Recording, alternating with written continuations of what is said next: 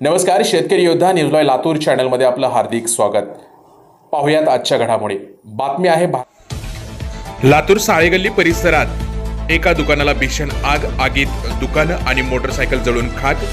लातूर शहरातील साळेगल्ली परिसरात फर्निचरच्या दुकानाला आग लागली। दुकानाच्या आजूबाजूच्या 4 दुकानांना आग लागली। काही वेळातच आगीने रौद्ररूप धारण केले। यामध्ये अनेक दुकानं जळून खाक। दुकानाबाहेर उभ्या असलेली मोटरसायकल ही जळून खाक झाल्याची माहिती आता समोर येते आहे।